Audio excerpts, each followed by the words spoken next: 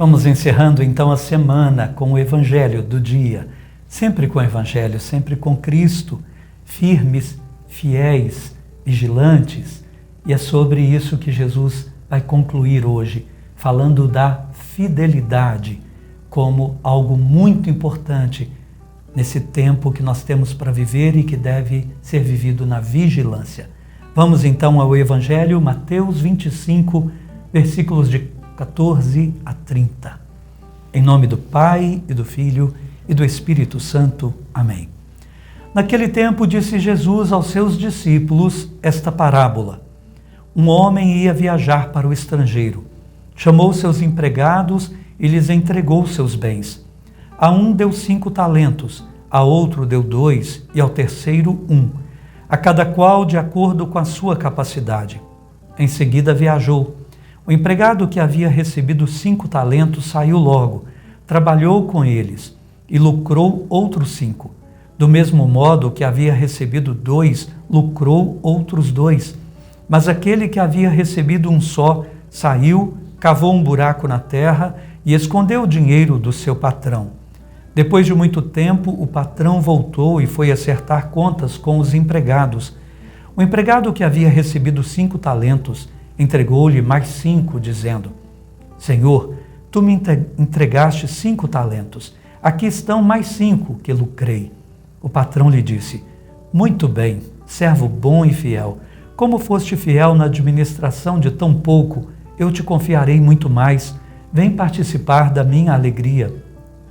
Chegou também o que havia recebido 2 talentos e disse: Senhor, tu me entregaste 2 talentos. Aqui estão mais 2 que lucrei.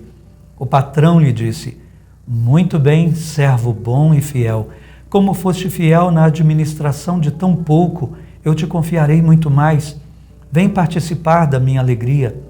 Por fim chegou aquele que havia recebido 1 talento e disse: Senhor, sei que és um homem severo, pois colhes onde não plantaste e ceifas onde não semeaste. Por isso fiquei com medo e escondi teu talento no chão. Aqui tens o que te pertence. O patrão lhe respondeu: Servo mau e preguiçoso, tu sabias que eu colho onde não plantei e que ceifo onde não semeei?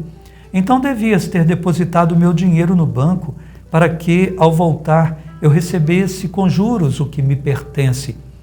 Em seguida o patrão ordenou: Tirai dele o talento e dai-o àquele que tem 10, porque a todo aquele que tem será dado mais, e terá em abundância.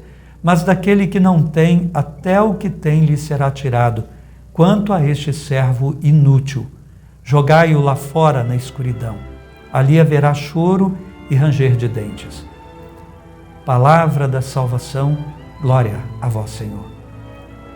Então Jesus vai encerrar o tema da vigilância, como eu disse, falando da fidelidade.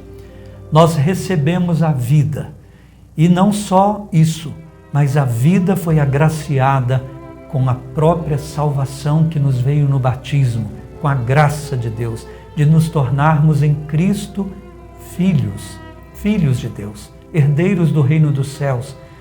E isso é muito, muito precioso.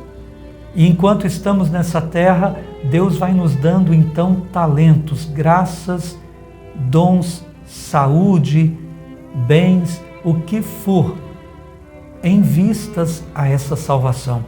E tudo o que Ele nos deu será o que precisa para a salvação. Não importa o tanto que recebemos, o que o Senhor esperará de nós é que, com aquilo que nós temos, possamos multiplicar as graças de Deus. Com a graça que Ele vai nos dando, com os bens, com a saúde, com a vida que nós temos, com a inteligência, com as possibilidades que temos, com as oportunidades que temos, em vez de ficarmos lamentando, falando que Deus não é bom, que Deus é severo, enterrando os talentos, em vez de ficarmos enterrando a nossa vida em murmurações, Deus nos está chamando a multiplicar o que temos.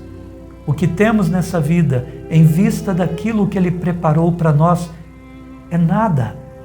Mas Ele fala: o que vocês fizerem desta vida, com tão pouco diante daquilo que eu preparei para vocês, vai ser tão importante que vocês entrarão então para administrar coisas que vocês nunca imaginaram, para experimentar e viver coisas que os olhos jamais viram, que os ouvidos nunca escutaram, que a mente humana não é capaz de imaginar. Diante dessa vida, temos o que temos, não importa. Importa é o que nós fazemos com aquilo que temos. Então, meus irmãos, mãos à obra, fidelidade, continuar sempre indo em frente, aconteça o que acontecer, multiplicando o que Deus nos deu, pouco ou muito. Ele não olhará, Ele olhará a disposição e a fidelidade que tivemos com a graça que Ele nos deu. Santo Agostinho entendeu bem isso.